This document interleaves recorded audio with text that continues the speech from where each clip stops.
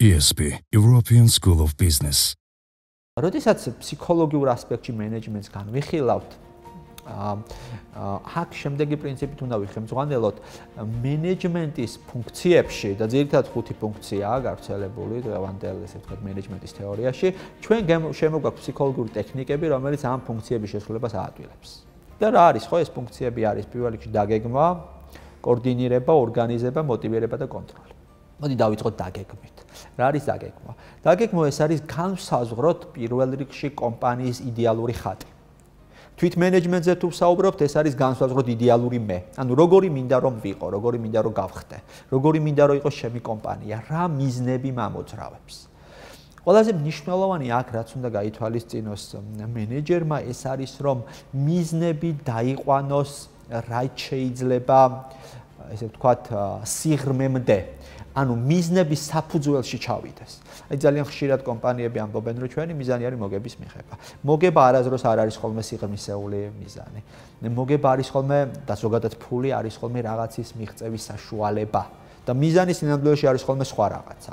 ამის შემდეგ უკვე გადავდივართ მეორე ეტაპს, ეს არის ორგანიზებისა და მობილიზების ეტაპი. მენეჯმენტს შეუძლია თავის თანამშრომლების მობილიზება გააკეთოს იმ შემთხვევაში თუ კი მათ დაანახებს რომ მიზნები რომელიც კომპანიას აქვს მიზნები რომელიც ახალ პროექტს და პროდუქტს აქვს სინქრონში მოდის იმ მოთხოვნილებებთან იმ ფასეულებებთან იმ ღირებულებებთან იმ სურვილებთან რაც თანამშრომლებს გააჩნიათ ეხლა საჭირო არის ფუნქციების გადანაწილება ეხლა საჭიროა რომ გავიყოთ საქმე 30-იან წლებში წინა საუკუნის რინგერმანმა ჩაატარა ექსპერიმენტი სადაც მან ზუსტად გაზომა ჯგუფური მუშაობის დროს რა ცვლილებებს განიცდის შედეგი. მაგალითად, რინგერმანის ექსპერიმენტის მიხედვით, თუ კი თითოეული ადამიანი ცალ-ცალკე 100 კილოს წევდა, ისინი ერთად 200 კილოს ვერ წევენ. მათი ნაყოფიერება 93%-მდე დაეცა. ეს ნიშნავს იმას, რომ როდესაც ადამიანები ჯგუფურად რაღაცას აკეთებენ, ისინი სრულ ძალისხმევას არდებენ ამ საქმეში. ვიღაცები ცდილობენ ენერგია დაზოგონ და ცოტა-ცოტა ყველა ცდილობს ამას, იმიტომ რომ ადამიანის ფსიქიკა მიდრეკილი არის ეკონომიისკენ. ასეთ ვითარებაში მენეჯერმა უნდა გაითვალისწინოს ეს ფაქტორი და გამოსავალი არის შემდეგი, რომ მან კონკრეტული დელეგირება მოახდინოს ფუნქციების.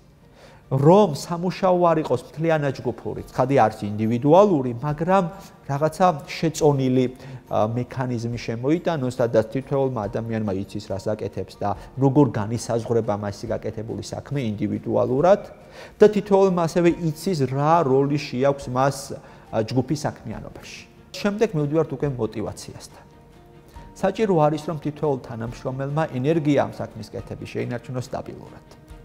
აქ ისევ და ისევ მენეჯერისთვის მნიშვნელოვანი არის რომ მან იცოდეს საკუთარი თანამშრომლების ფსიქოლოგიური პროფილები.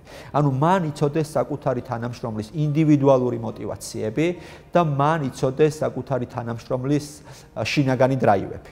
თანამშრომელს შეიძლება ჰქონდეს мотивაცია რომ მან მიიღოს სიყვარული და შესაბამისად სირცხვილის გზნობა გაინეიტრალოს. თანამშრომელს შეიძლება ჰქონდეს мотивაცია რომ მან მიიღოს უსაფრთხო გარემო და შიშის ემოცია გაინეიტრალოს. თანამშრომლებს შეიძლება ჰქონდეს мотивაცია, რომ მან მიიღოს პატივისცემა და დაფასება და ამით საკუთარ აგრესიასთან, საკუთარ ემოციასთან, აგრესიის ემოციას გულისხმობ დაალაგოს ურთიერთობა. თუ კი მენეჯერმა ეს ზუსტად იცის, მას შეუძლია ინდივიდუალური мотивაციის სისტემა შეიმუშაოს თითოეულ თანამშრომლისთვის. მეხუთე ეტაპი არის კონტროლის ეტაპი. კონტროლი ცოტა ისე უხეშად ხდება ყურში, სინამდვილეში კონტროლის ფუნქცია არის ჩვენ შევადაროთ მიღებული შედეგი დაგეგმილს. და თუ აღმოჩნდა რომ შედეგი არ შეესაბამება, მაშინ საჭირო არის ცვლილება. კერძოდ, ჩვენ ან უნდა შევცვალოთ მიზნები და თამასები დავწიოთ, ან მიზნების დაგეგმვის შემდეგი ეტაპებით დავაკორექტიროთ. ანუ ან მიზნები ზედმეტად მაღალი, რომლის მიღწევა ამ რესურსით შეუძლებელია, ან ორგანიზება, კოორდინირება, мотивაცია განხორციელდა არასწორად. ESP, European School of Business, როცა წარმატება გინდა.